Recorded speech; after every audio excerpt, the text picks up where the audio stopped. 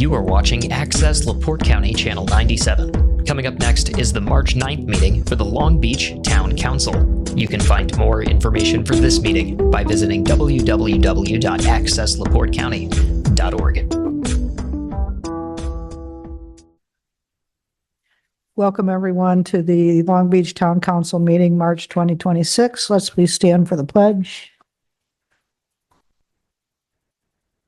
Pledge allegiance to the flag of the United States of America and to the republic for which it stands, one nation under God, indivisible, with justice and justice for all. Thank you. Meg, could you take roll call? Sure. President Joy Schmidt, Here. Anita Remages, Kendra Bartlett, Here. Colleen Lane, Here. Cindy Levy is absent, Chief Swistek, Present. Attorney Willoughby, Present. Clerk Collins, I am present. That concludes roll. Thank you. My only opening remark is I'm going to give a little lobbyist report at the end of new business. So we'll add that to the agenda. We have the consent agenda, which is approval of the minutes, council meeting Feb 9, council executive session Feb 24, the billing revenue report for February 2026, the legal expenses paid in February, the accounting expenses paid, the lobbyist expenses paid, 3 invoices, one for Corridon Group for $6,250, one for Haas and Associates for $30,964.50, and one for Brady Nelson and Janes, 5 invoices totaling $12,950. The town checks totaling $324,856.45. The water checks totaling $140,795.67. February payroll, $78,660.60, and the combined bank reconciliation. I'll entertain a motion to approve all of the consent agenda in one. I'll make a motion to approve the consent agenda. Second. Any discussion? All in favor, say aye. Aye. Any opposed? Okay, we'll now open up for public comments, which will be limited to 3 minutes. Anyone in the audience have public comments?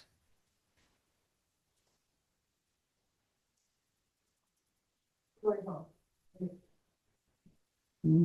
on, where's my timer? Okay, thank you very much. This basically is a comment to the people of Long Beach, Indiana. I just want you to know that I have been harassed. I'm one of the oldest members. I hate to admit it. Joy. I've been here since the 50s. I'm 74 years old, going on 19 in my head. I'm going to tell you right now that I had a town council member who conspired to fine me for beeping my horn. We went to court. I hired a lawyer for $750 for a $150 ticket, and we humiliated the town of Long Beach, unfortunately, for harassing me. And now I found out that there was a trail cam in my yard pointing directly at the place where I sleep and change at night. And apparently because I was feeding the deer. Now, Chief Swistek, old habits die hard. Can you look at me in my face? Thank you. Yes, I do feed the deer. I've stopped. But I don't understand why we can't feed the wildlife on our own property. But that's up to you, so I will respect that. I don't like it.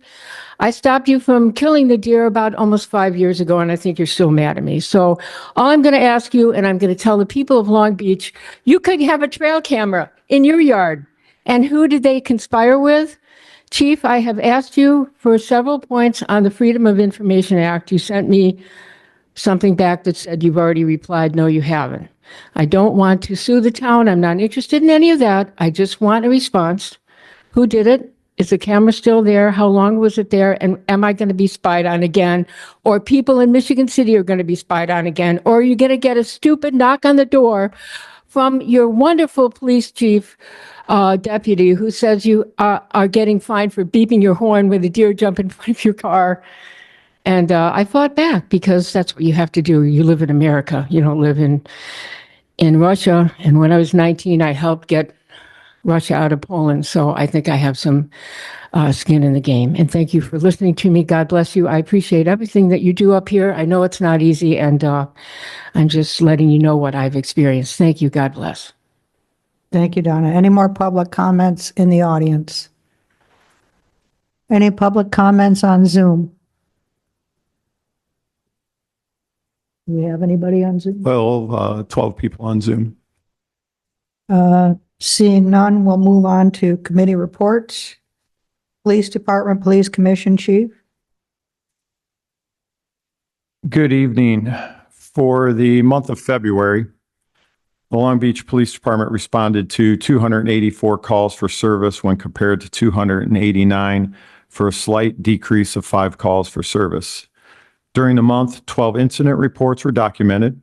A total of 6 individuals were arrested, 1 felony arrest for possession of a narcotic drug, 2 misdemeanor arrests for driving with suspended driver's license, 2 misdemeanor arrests for driving without ever obtaining a driver's license, and 1 misdemeanor arrest for operating a motor vehicle while intoxicated. The vast majority of our calls for service during the month of February were officer-initiated activity, that being an increase in the traffic enforcement since the weather was a little bit better during the month. Our officers were out stopping more cars. Currently, we are preparing for our busy summer, which is just a few months ahead of us. So we are finishing up our state mandated training that all of our officers have to go through each and every year. And we should hopefully complete the majority of that training by April.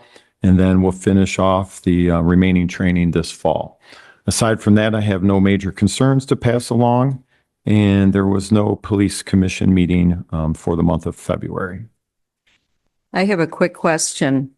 From your report and other things that I see, is this an ongoing problem? People that just don't ever get a driver's license and they're in their, like, they're grown adults, 30s, 40s, 50s, or they just get suspended and then they continue to drive? And does Indiana, meant to check this, does Indiana have a state where you check someone's license, you can see if their tag is expired or if they have insurance? You have to have insurance to have a legal driver's license.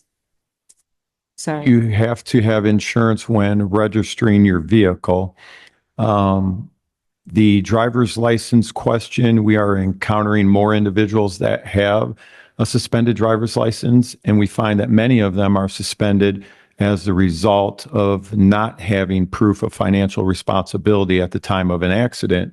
Therefore, their driver's license automatically gets suspended if they're involved in a motor vehicle accident without proof of financial responsibility. So we have seen an increase. Just like any other commodity in life, insurance is getting more expensive. People are choosing to pay for other things rather than car insurance. So I would highly recommend you keep your uninsured motorists on your policy. Thank you. I guess I will touch on too, because I got to go to the defense of the police department here for 1 second when it comes to some claims. So we have last month town ordinance number 90.07. That ordinance is relative to the prohibition of feeding deer in the community. So we have some residents, and some residents have become repeat offenders that continue to feed the deer in the community. My office has tried with every available effort to work with individuals to educate them relative to the ordinance. And the last thing that we as the police department want to be is punitive. We do not want to go out and just issue tickets just to be punitive. There's an allegation out there that, we're pointing them in somebody's bedroom. That is not true. That is not true. I will challenge that. I will defend our officers. Our officers are very professional. Our officers are also very well at how they do their investigations, and they're very thorough. So I can only assure you that this police department is acting with the utmost integrity and professionalism. And there's always 2 sides of the story, and you just heard mine. So. Thank you. Thank you. Town Administrator, Chief. On the town admin side, a few things to update you on. The town hall and the community center, the flat roofs on both of these buildings were inspected last week.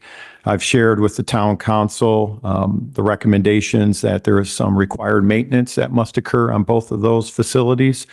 They estimate that we have at least a 5-year lifespan, probably not much more than that remaining on both of these buildings. The roof on this building is 25 years old, and I think the one at the community center is probably a little bit on the flat roof portion. You'll remember 2 years ago, we just replaced the roof at the community center, but the flat roof was not replaced as part of the hail damage.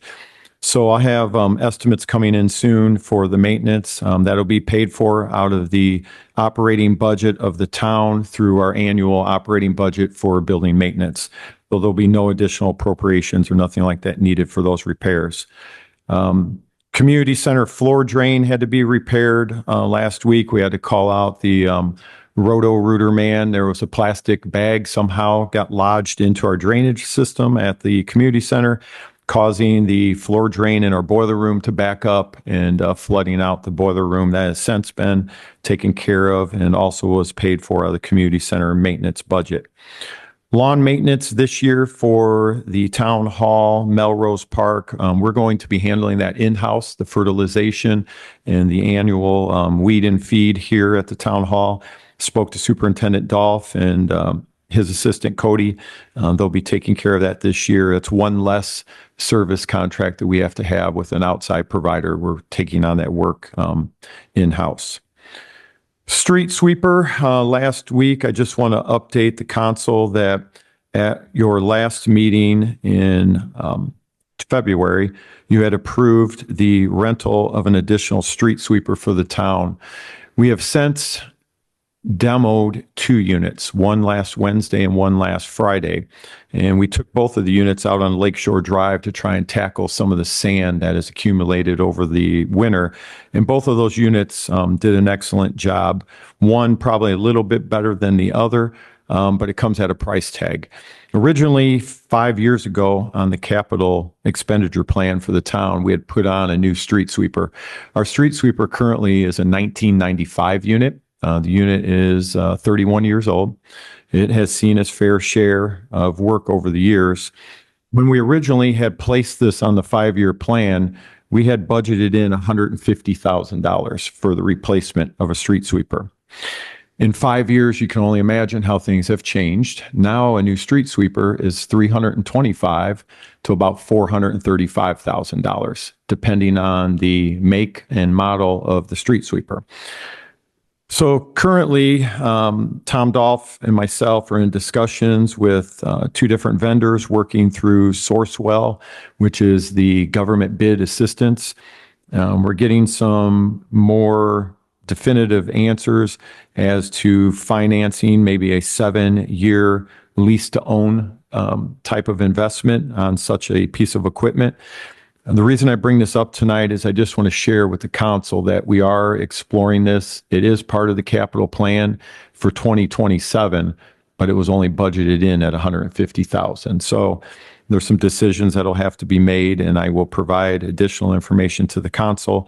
Again, if and when we move forward on a street sweeper, between the stormwater collection fee and the leaf collection fee, this machine, those funds from both of those accounts could be utilized to pay for this machine, because the street sweeper, as was demoed last week, holds 5 to 8 yards, depending on the type and model of street sweeper that we buy, but picks up leaves. So we were cleaning in front of the catch basins last week. We were picking up leaves with the machine. So again, I'll have more information in the months to come, but I just wanted to start that conversation to keep all of you up to date. Tonight, we're going to talk about leaf collection, the annual spring collection dates. That's on the agenda. Just want to discuss last week. I got a lot of phone calls about Monday through Thursday last week. The leaf vacs were seen going throughout the community. Several residents were calling me upset that we didn't put out the leaf collection dates and why were the machines out. The machines were out for the sole purpose of only picking up the leaves that were not picked up in November of last year when the early snow hit us. And unfortunately, from stop 24 to stop 31, we missed a lot of homes. So we came out for 4 days. Dan Healy was out. It was at no cost to the town. 4 days with both backs and a total of 4 personnel from Dan Healy did not cost the town a single dime. That is why we did not advertise it, because even without advertising it, Dan shared with me as they traveled through several of the neighborhoods, no sooner than they passed through the neighborhoods, people were raking their leaves out to the street. Dan did go back and got some of those for us, but that's why we did not advertise it, is because we didn't want the whole community out. Lastly, I just want to share that I'm working on quotes for crack sealing and resealing the parking lot here at the town hall, restriping the lines across at the tennis courts as well. It's been about 5 years since we've crack sealed the parking lot on the west side of town hall. I was looking at that a couple weeks ago, and there's some pretty good sized cracks in there that I want to get filled in that so we can get some longevity out of the asphalt and not have to replace it sooner than later. Aside from that, I have nothing else major to pass along on the town side. Thank you. Thank you. Volunteer Fire Department, Dave.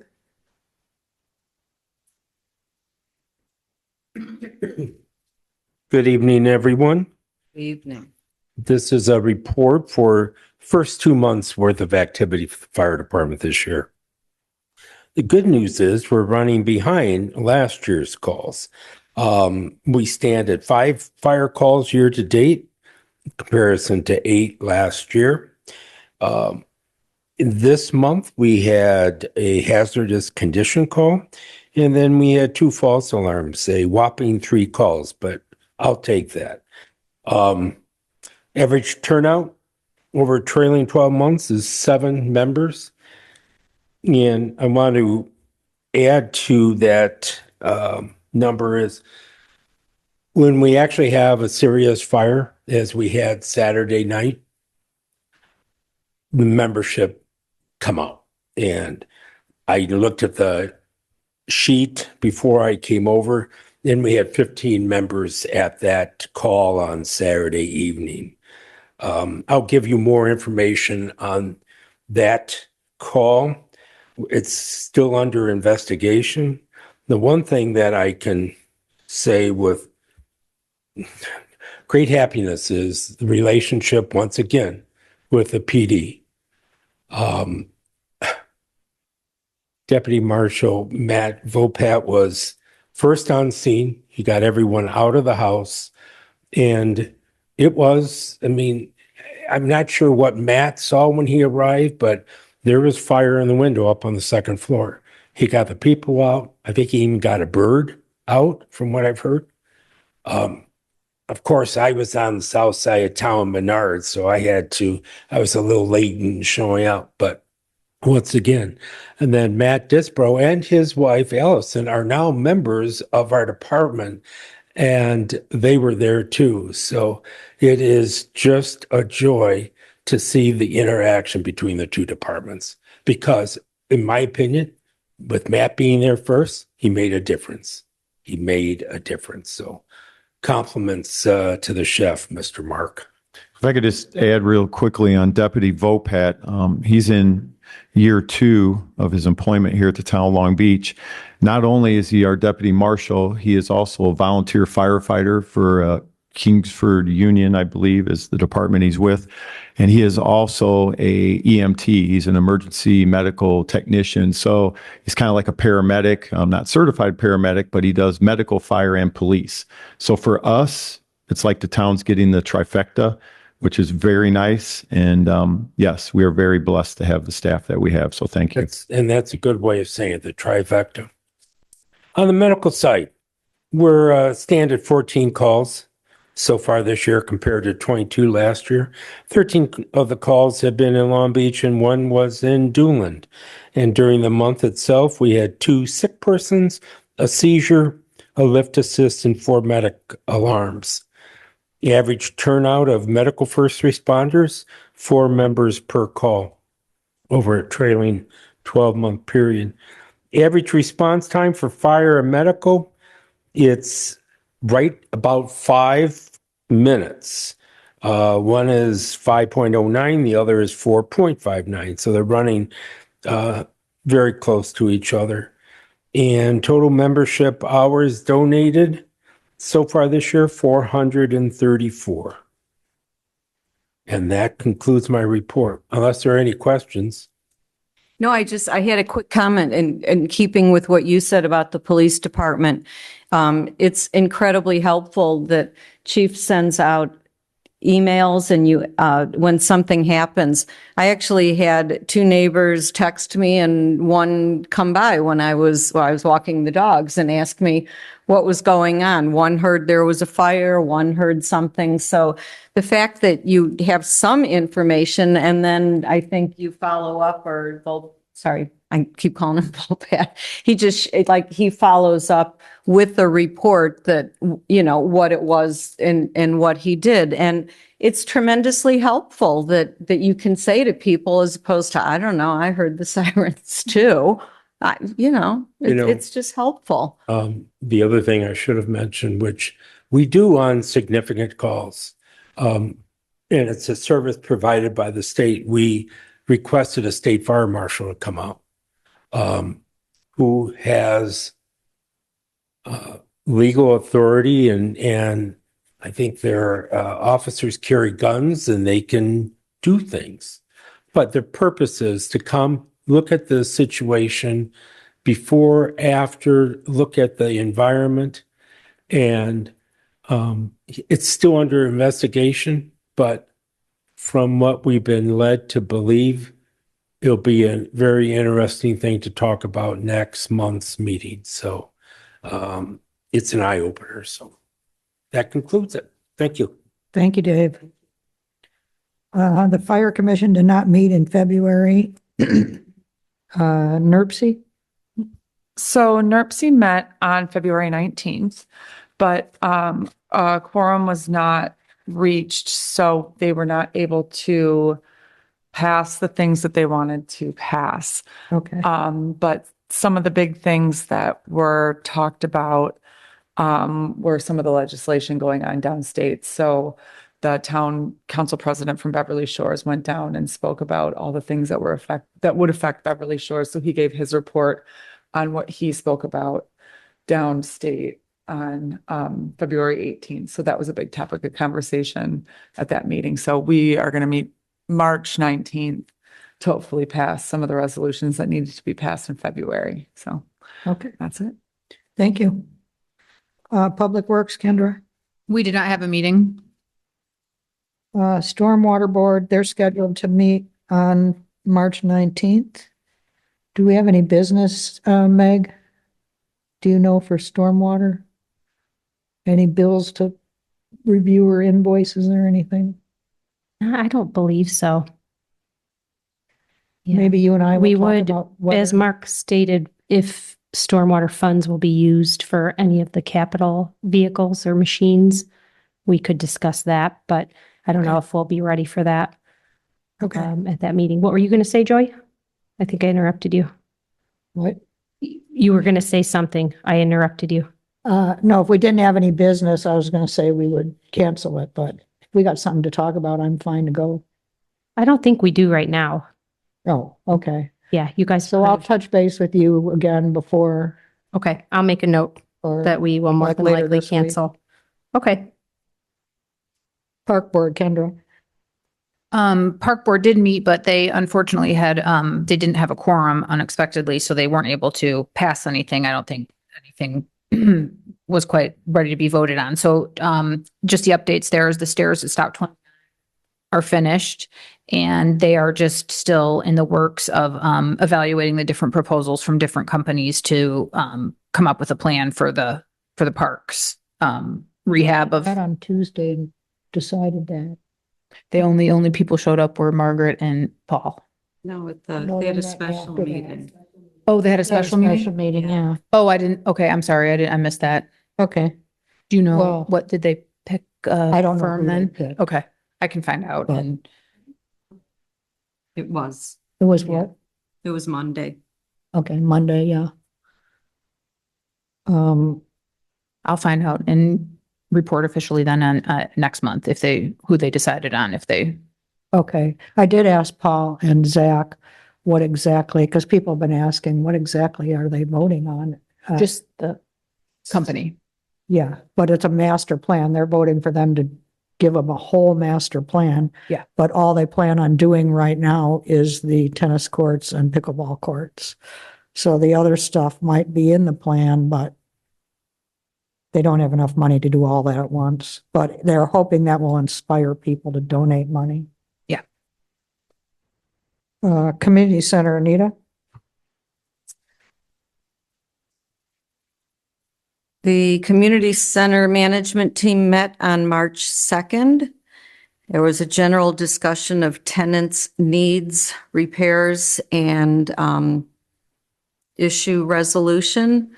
There was a discussion of 2026 budget expenditures, including the flat roof area, which Chief talked about, purchase of gym heat pumps, and work on the main entrance. The Beach Garden Club has sent several emails with the idea of a rain garden, and there are several issues that need to be discussed and resolved. Mary Beth Rabideau unfortunately couldn't be at the meeting, but will continue with the email discussion. We looked at the NIPSCO charges again, and we're continuing to gather estimates for the exterior of the community center to paint the exterior. And our next meeting is April 6th. And Chief, is that it? Yes. Thank you. Thank you. Budget and finance, Meg? We met on March 3rd, and the February bank recs have been completed. Cash allocation balances and revenue expense reports were distributed to council and department heads. And the committee discussed the 5-year capital plan, including the salt barn project and vehicle and equipment needs, including leaf vac trucks, a street sweeper, and an F-550 truck, as Mark was discussing. The annual financial report was submitted to Gateway on time and has been posted to the financial section of the town's website. And our next meeting will be April 7th at 10 a.m. Thank you. Human resources, Cindy's not here. Do you have anything, Meg? We discussed the handbook.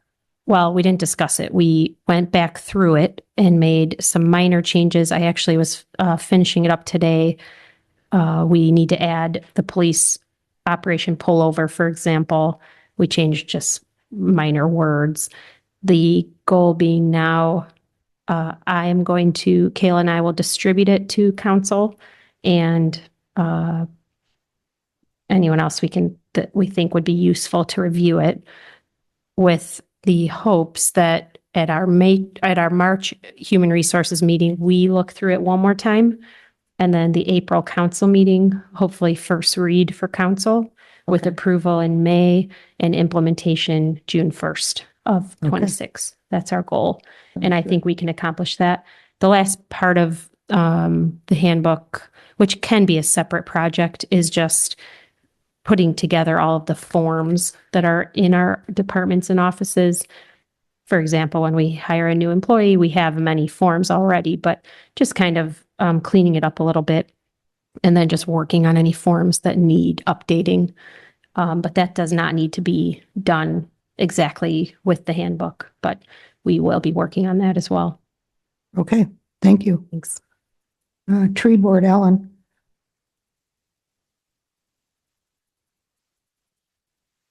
The tree board met last Wednesday. It was our shortest meeting to date. It was a goal. So anyway, Congratulations. yeah. Anyway, basically what we talked about is the tree trimming and removal program for the town and for the parks. Jan's kind of been heading that up. That's turned out really nice. You can actually see the guys watering the lawn, and you go over to Golden Gate on 20. It looks so good. They've lifted all the trees. It's like there's a park there now. You can actually walk through it.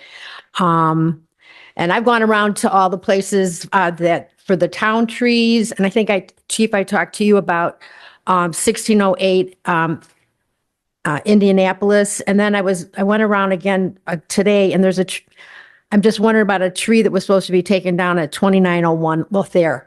Other than that, then all of them have been done. It looks great. And then we talked about our little articles that be going in the newsletter with Kayla. She has to have them all on Friday. So, and even Charlie's writing an article. So, okay. Shortest meeting, and Charlie's writing an article. I won the lottery. No, thank you. Building Commission met on 2/13/26. Permits approved 3007 Northmore, excuse me, approved for a deck in the setback that was approved by the BZA. 1616 Lakeshore Drive, a new home. The BZA approved 2 variances and their stop work order was lifted. 2226 Oriole Trail got their certificate of occupancy. 2215 Lakeshore Drive, demo the existing and construct a new home. 1922 Lakeshore Drive, move sand from the seawall. 2220 Oriole Trail, interior demo work. 2015 Melrose Screen Porch Addition. 2911 Roslyn Trail, a garage with a finished area that's not living space. 2206 Lakeshore Drive, move sand from the seawall. 2202 Lakeshore Drive, stop work order was lifted. Permits denied. Grandmere Way, Yellow Bear Farm Guest House and Basketball Court. I don't have an address, but that was because they do not yet have a sewer agreement. And that was it for the Building Commission, and we meet again this Friday. Any questions? Okay, the BZA met on 2/11/26. A variance was approved for 3007 Northmore Trail for an elevated deck in the setback. And the March meeting has been canceled due to no agenda items. APC, Anita. The Advisory Plan Commission met on February 16th. McKenna gave a recap of surveys received to date. We, at that time, were well in excess of 200. They continue to come in. The ones that are paper copies, and people are using the QR code as well. And we will see where we are at our next meeting a week from tonight. We had a brief discussion of definitions, 154.020 accessory buildings and new construction. And the committee was instructed to send comments for a March rewrite, which we will be discussing also on Monday. And there was a discussion of general discussion of code review, how to start looking at that, and new build moratorium. And so that was about it for our meeting. Next meeting a week from tonight, March 16th. Thank you. Town signs, Kendra? There was a meeting, and Meg, I know you just sent the recap on this. I forget which date it was. I can explain it. Oh, Well, I was just if you gonna, need help, let me know. I think I can just summarize it if it's okay. So originally, Cindy and I have been working on possibly doing new signs around town, and the first one would be over on Chastleton, and we needed to get a survey. And at one of the meetings that I was not at, I had thought that we got approval to do a survey for $5,000, and Meg did due diligence and found out that was only approved at $3,000. So Cindy and I did meet with Steve Thate, and the cost is going to be $5,000 for the survey. So since we didn't get that approved the first time at the correct amount, I'd like to make a motion to ask for approval to move ahead with that survey. Right, but we didn't, I thought your notes, so we didn't approve it though. Yeah, nothing was approved. Nothing was It was approved, the right. the cost was, and then Right, so but not if you voted guys on. would like to approve that survey, you would just make a motion this evening. I'll as- second Kendra's motion for discussion. Did Kendra make a motion to? No. Yes. I don't know if you did. I did. I think I did. No, you didn't. I'll make another one, but I did. I'd just like to make a motion to get approval to move ahead with a $5,000 cost to Steve Thate, which is actually Schneider now, to move ahead and get that survey done for the area. And I'll second that for discussion. I know the only discussion, it came up at Budget and Finance. The most recent meeting was that with the different items that are coming in at greater expenses and the fact that the signs, the pillars, I shouldn't say the signs, because we talked, the prototype signs are different. The pillars that are rather expensive, we haven't voted, but most likely won't be going ahead this year. So the discussion was just kind of brief with Trista and Meg and the other people who were present at the budget meeting. Did we want to then spend the $5,000 for a survey? I mean, first knowing that maybe in somewhere in the future, we would be trying to do something there, but knowing that we have these expenses with the street sweeper and, Well, different it's- expenses coming up. So, Interject, it's more just the SEA one legislation implications. yeah, So, okay. and equipment as well, but so we can afford the $5,000 survey. Kendra, do you know, I don't remember exactly when we received that, back when JD was on council, what they'd been working on the sign plan. If we did the survey and then wanted to do a sign first on Chaselton, do you know what that portion would be out of the overall cost? I got some estimates and it was like around, I don't think I came from work, so I didn't bring my folder with Yeah, me, and but it's it okay if was, you don't know. it was less than half of what the proposal was when JD's, I'm just gonna call it JD's company, when that first, and I think that was 30,000 and my quotes were like 15,000. Okay. Yeah, so that's one other option for this project as a whole, is to take it in pieces and go along as we can. Yeah. As opposed to It spending definitely that is gonna full have to amount. be pieces anyways, because the cost. Yeah, and- so I think Yeah.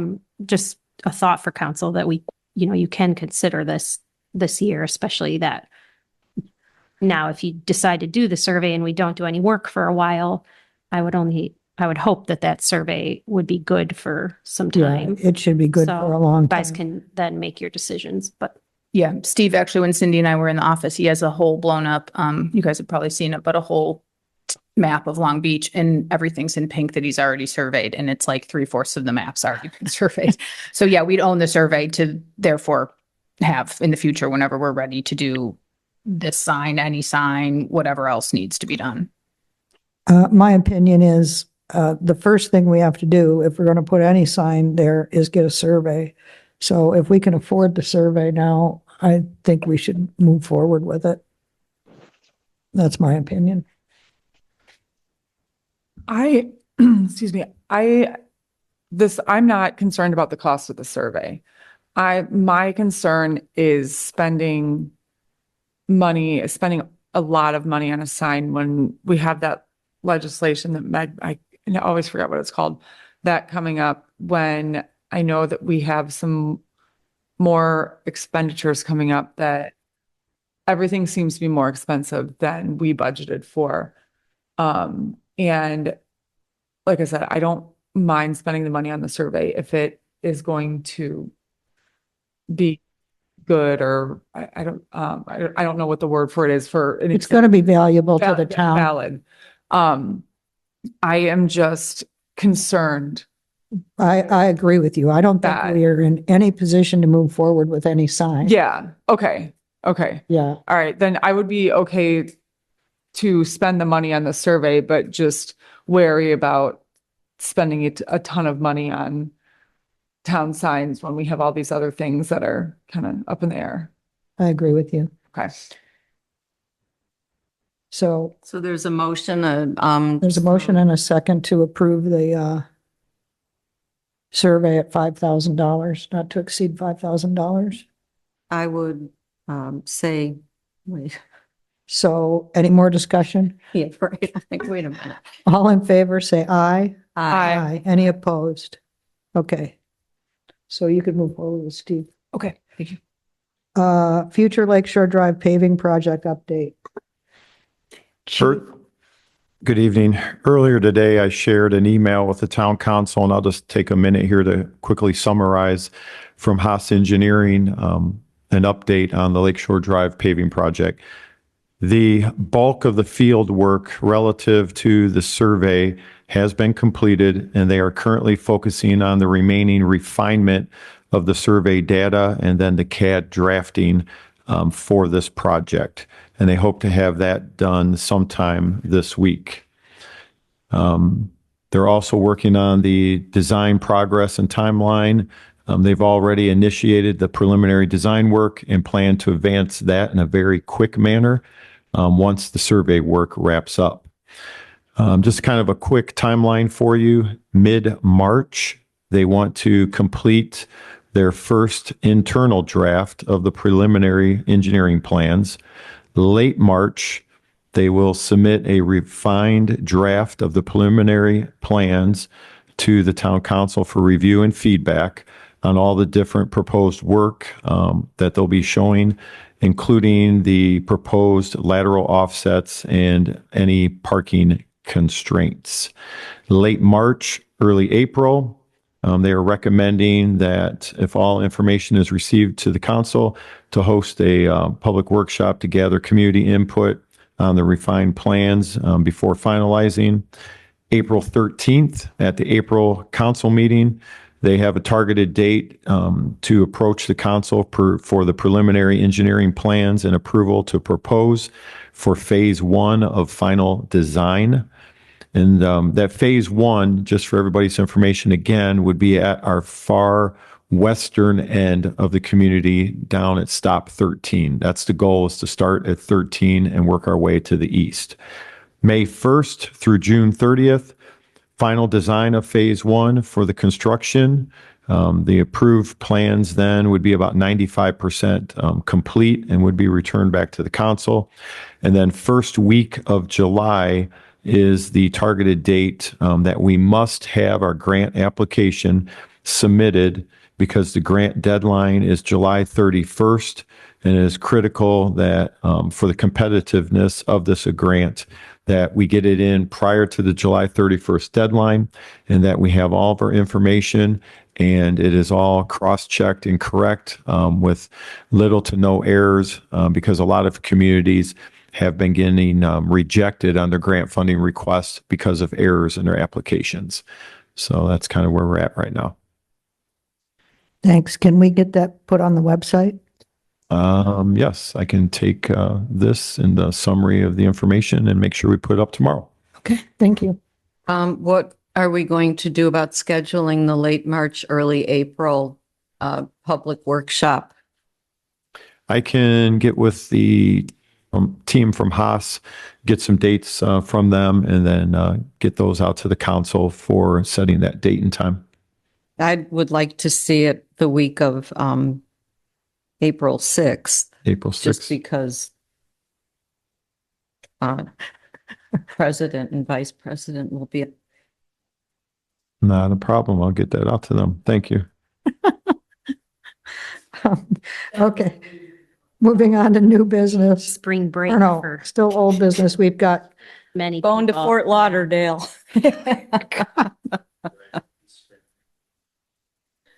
It might be, but I don't know what else. Maybe if, while we're on this discussion tonight, what if I recommended to Haas that we advertise it and have it at your April?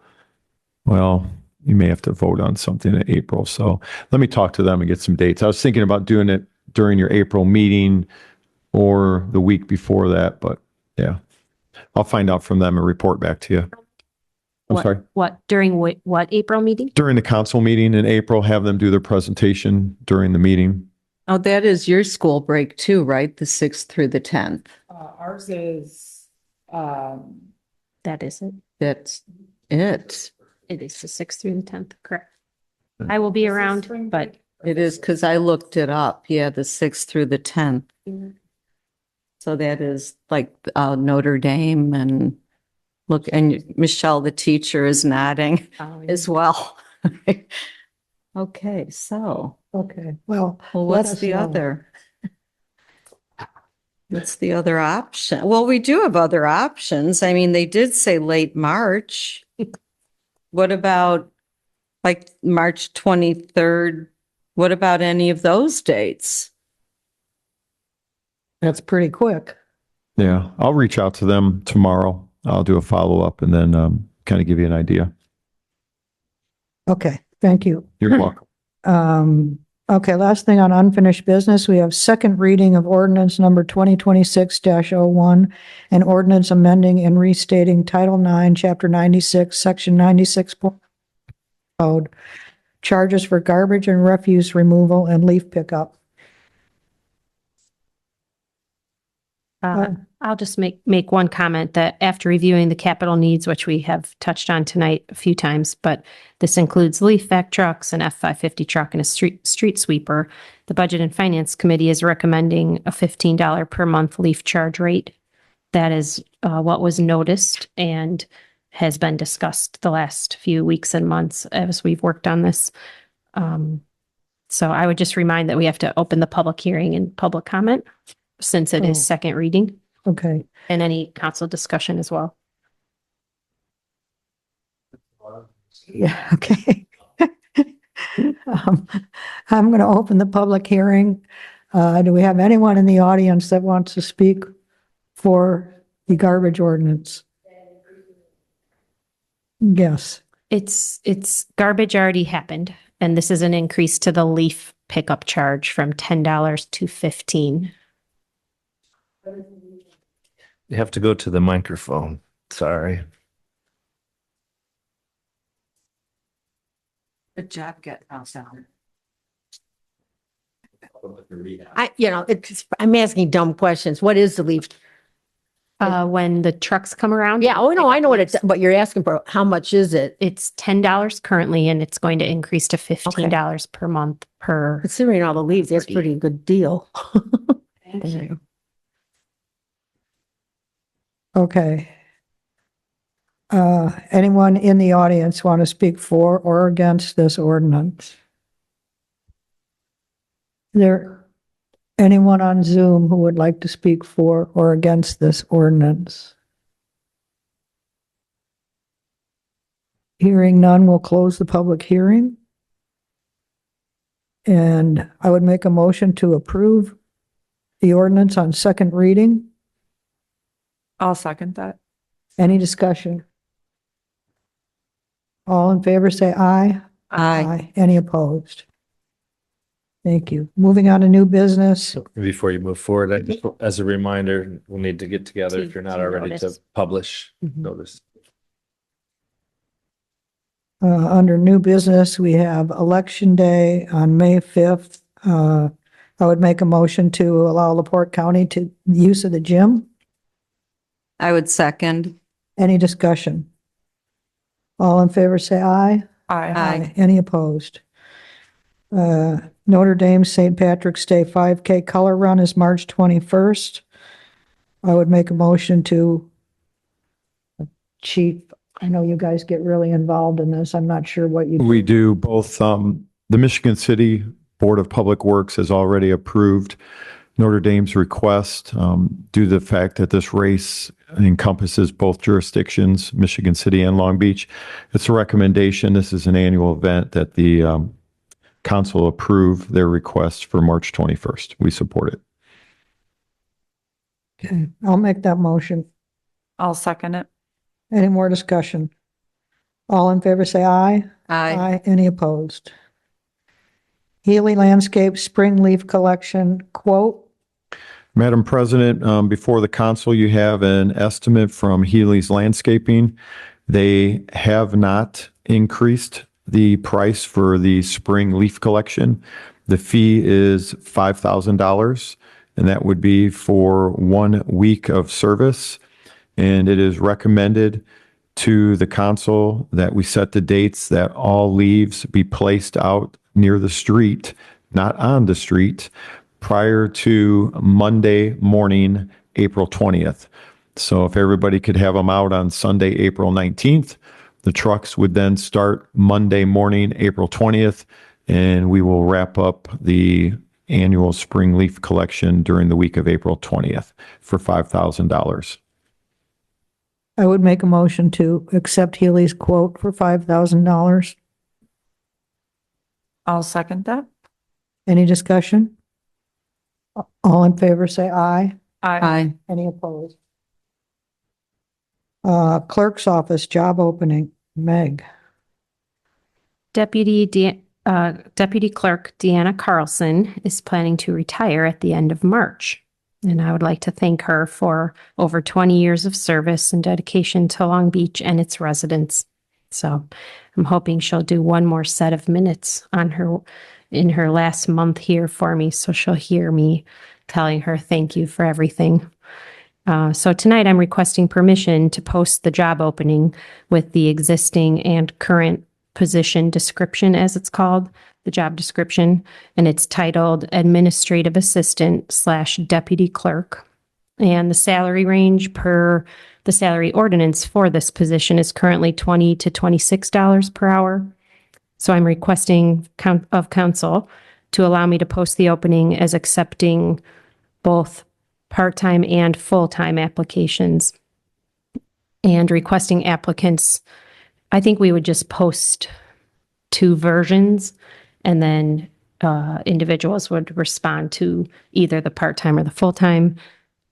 The position could be part-time or full-time. I've given this much thought, and I don't have the luxury of time, so I don't want to miss out on candidates that, a good candidate that could only make one of those work. So, there's various things to consider when we're deciding between full-time and part-time. So hopefully posting it this way won't make interviewing or applications for individuals more complicated or confusing. But again, after much thought and input, if council has questions or wants to discuss that, we definitely can. So it would be at that rate that I would post it, and it would be posted for 30 days. Mark and Kayla will hopefully help me do that if we get approval. Post it tomorrow, and then it would go on to Indeed, ZipRecruiter, the town Facebook pages, and the town website. And guess if we, worst case, I could start posting it, the Beecher or the paper, but that would probably cost money as well. So I would make a motion to give Meg permission to advertise for the deputy clerk's position. I'll second that. Any more discussion? All in favor, say aye. Aye. Aye. Any opposed? And I'd just like to say a huge thank you to Deanna. She's been the face of our town for a really long time. So, I wish her luck in whatever she's going to do. I would say the same thing. Okay, street department. During the past year, we've had discussion and updates reference the replacement of our salt storage facility located at our Public Works facility off of Carwick Road. Originally, when we started the conversation on this project, we were going with a similar structure, that being a metal pole barn structure with a flat roof, very close to what we have there today. During the due diligence of working through that project, we have found that the soil that is underneath that current structure primarily consists of fill materials, therefore making it very difficult to dig into the land and place a proper footing and foundation to build a new structure there. So then we had to seek out alternative solutions. In front of you tonight are 2 photographs. This is a fabric hoop style, white in color, approximately, I believe it's like a 27 mil membrane. It's like a rubberized hoop rubberized roof that goes over the structure. That would be mounted onto metal framework that would then be mounted onto precast concrete structures that would be placed into the subgrade, which would be about 12 inches of crushed limestone. So there would not be a need to dig below the frost line. We would stay above the frost line at grade. And inside the pictures that you have shows an inner bin liner of concrete, like a concrete wall. We're not going with that option. What we're going to do is that inner bin lining would actually be on the exterior, and then the white vinyl membrane would mount on top of that. So I don't want to mislead anyone when you look at the photo and someday you see the new one and go, well, it looks a little bit different. The reason for that is we're going to recommend to use the precast concrete, which are 2 foot by 2 foot by 6 foot long. We are recommending going 4 rows high. They would be mortared and strapped together, and then the white structure would go on top of that. Back of the building would be completely enclosed with 2 vents to allow for airflow through the structure. And we are also getting pricing for a front enclosure as an option if it comes in within budget. If not, we would have it open as the photos that are before you tonight show. So what I'm asking for tonight, originally getting back to the metal structure building with the foundation and that, when we began to seek quotes on that, the quotes were coming in from as low as $150,000 as high as $350,000 to build the structure. Some of those quotes did not include demolition of the current structure and removal of that. We've started to get some preliminary quotes to demolish the current structure, remove the current structure, prep the site with 12 inches of subgrade and the placement of the concrete precast and the hoop style structure that you see on most of the Indiana Department of Transportation buildings across the state. Not to mention, if you travel on Carroll Avenue in Michigan City, the South Shore Railroad has a very large one on Carroll Ave near the railroad tracks there.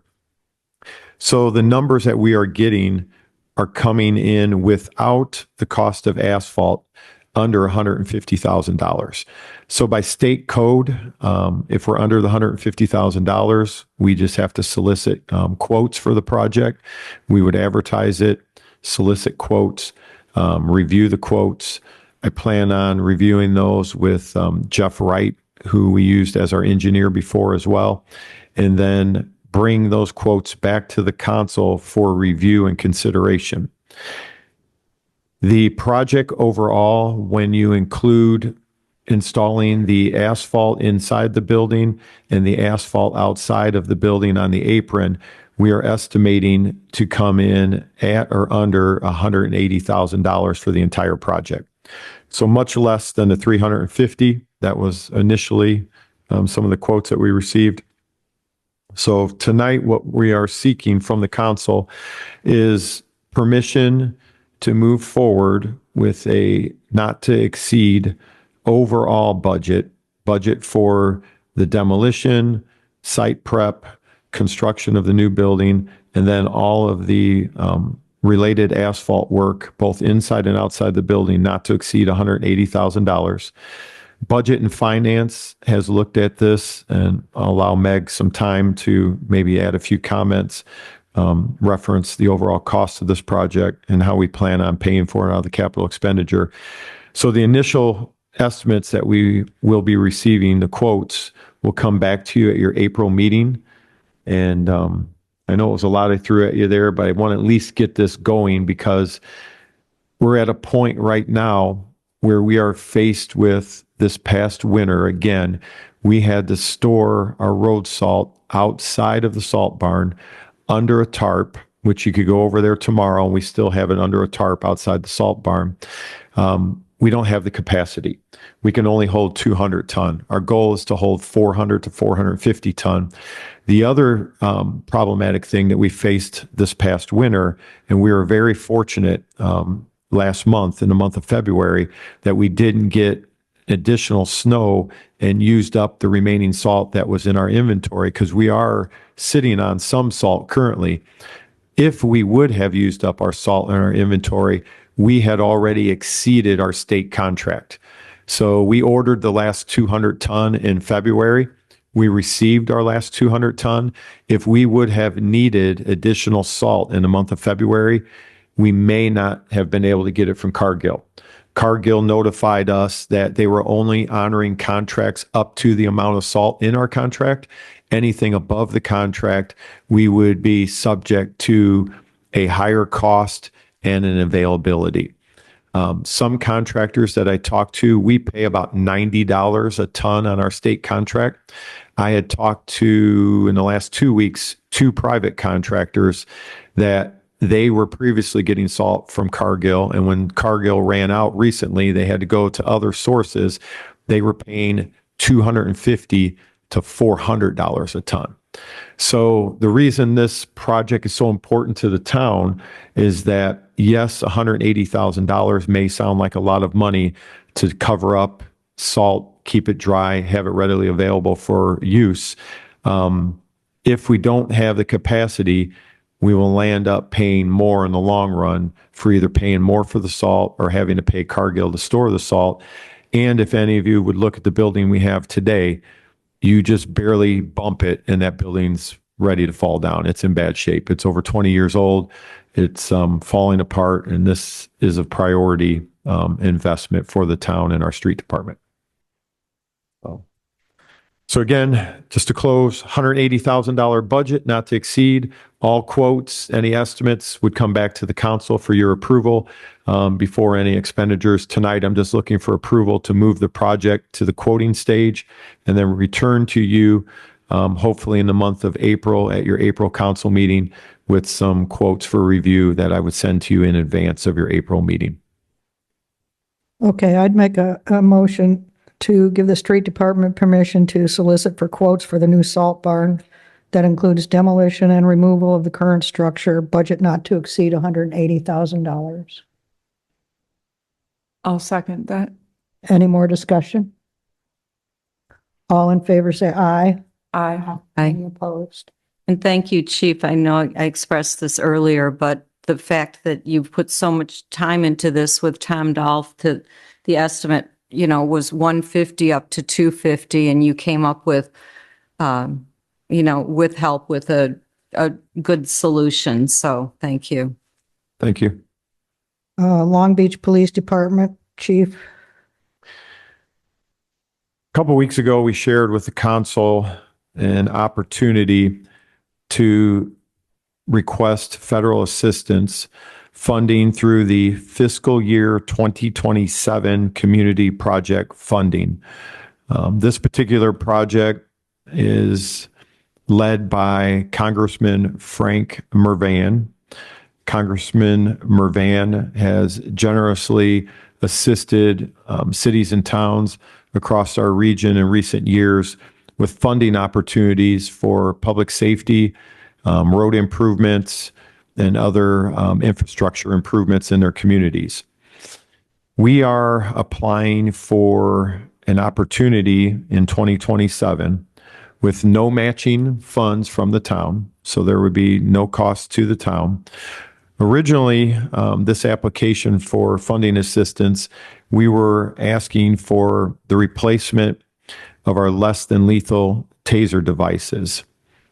I had attended Congressman Frank Mervan's town hall meeting earlier this afternoon in the town of Chesterton, and upon speaking to his office staff that were present, we were talking about the upcoming due date here in the first week of March for this opportunity, and I explained that the town of Long Beach would be applying for the less lethal taser devices, and I learned this afternoon that it was not included in their initial application packet, that tasers are not included in this round of funding. So I shifted gears very quickly this afternoon, and the next item on our list was portable radio replacement for our reserve deputies and our part-time deputies. Back in December, the council had approved the funding and purchase of 5 radios for our 5 full-time staff. So as part of this request, I thought it would be very beneficial to the town if we asked for $65,000 in funding from this federal opportunity to replace the remaining portable radios in the police department's inventory, updating them with the radios that we just received from the December purchase. So we've changed the letter of support that's before the council tonight from tasers to Motorola portable radios, and just asking for the council members, all 5, to sign the letter of support that would be forwarded to the congressman's office. And again, this opportunity we would not find out till 2027, and there is no funding necessary from the town if approved for this request. Okay, so we just need to sign this. We don't need to have a Nope. motion. No, well, it probably wouldn't hurt maybe to make a motion of support. Yeah. Okay, I'll make a motion that we all sign this letter to Frank Mervan about portable radio replacement initiative. I'll second that. Any discussion? All in favor, say aye. Aye. Aye. Any opposed? Okay, thank you. Next, Chief, the EV grant application. Many grant opportunities are currently coming before us, and we're trying to take advantage of any opportunity we can to assist the town in some of the state and federal funding. So the EV grant application was approved last month by the council. We now have a cost sharing letter that is before the council this evening. The reason for that cost sharing letter is it is required as part of the application process that is due on April 5th. We have to provide acknowledgement to the Indiana Office of Energy Development that if they are favorable and award us the grant opportunity, that we, the town of Long Beach, have the committed funds not to exceed $50,000, and then we would receive up to 3 fully operable police cars. That would be the base vehicle, lights, siren, camera, radar, radios, everything in the car. If we were successful on the entire grant application, the town would receive 3 police cars at the cost of $50,000 to the town. Where typically police cars right now, fully upfitted, base vehicle and all the equipment, are running about $75,000 a vehicle. So for us to do 3 of them would be $225,000. So we would get $225,000, not to mention also any of the electrical needs, the electrical chargers, and the cost to install the chargers in the police garage will be part of the grant application as well. So again, letters of support have already been received from Congressman Mervan's office in support of this. State Representative Pressel, State Representative Novak, State Senator Bohacek, and we're waiting on a letter from State Senator Rodney Pohl's office. We've reached out to all of our local legislators, and they have all been very supportive and have sent us letters of support that will be forwarded to the Indiana Office of Energy Development as we submit our grant application for these 3 vehicles. Okay, and only I need to sign this one? That is correct, just the president of the council. Okay, and that go to you or Meg? Yes, please. And I'll get a copy to Meg. Thank you. Okay. Number 3. Quote for the Stalker Dual Antenna Patrol Radar Units. I have approached the LaPorte County Prosecutor Sean Fagan through his traffic infraction deferral program. We have requested 2 in-car moving radar patrol units. What these are dual antenna. So our officers, while on patrol, they can track radar speed both through the front windshield and out the back of the vehicle. Prosecutor Fagan has generously agreed to cover 100% of the funding for the replacement of these 2 radar units. Total cost of that project, $5,582.50. This will be again through the infraction deferral citation program. Just wanted to bring it in front of the council tonight, place it on the agenda to let you know that we'll be receiving that new equipment courtesy of the prosecuting attorney's office. Thank you. That's good news. What is the back, how does it measure the back radar if a car is behind you? Correct. Or if the patrol officer is sitting stationary, let's say he's parked on Chastleton Drive north of Hacienda, as you approach him, if he is facing north as well, out the back window as you're coming up to his rear bumper, he can pick up your speed as you approach from behind. So, Boy. Boy. yeah, just ask for a warning the first time and hopefully he'll show some discretion. So, Okay, moving on to first reading for an ordinance. Is this a public hearing? Okay, first reading for ordinance 2026-02, an ordinance of the town of Long Beach, Indiana, amending and or establishing town policies for records request and fees for services. So this, a small committee has been getting together or got together and working on this the last few weeks, including Attorney Willoughby. So thank you for your help on this. And it was just time, kind of past due time, that our fee structure be updated. It's partly some housekeeping and then partly some compliance. So we will have a few more edits to make prior to second reading, but nothing, the substance of it is all there. And we would plan to have it back to council within the next week for review prior to second reading.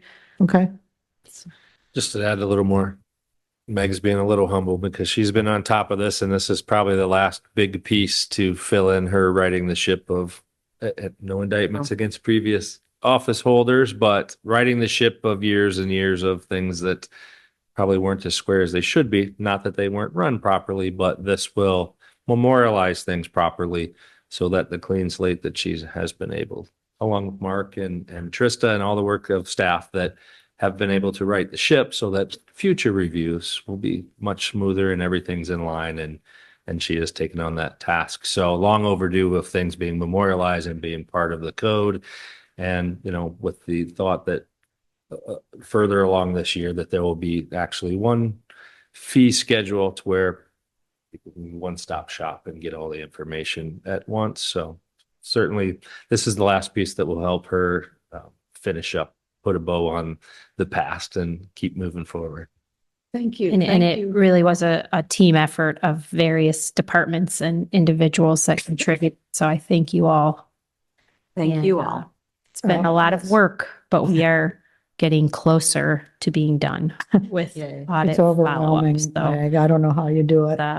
it was just covered many years and many items and issues. So I would make a motion to approve this on the first reading. I'll second that. Any more discussion? All in favor, say aye. Aye. Any opposed? Lobbyist report. We were talking about House Bill 1001, which we're still reviewing that and seeing exactly what that means to us.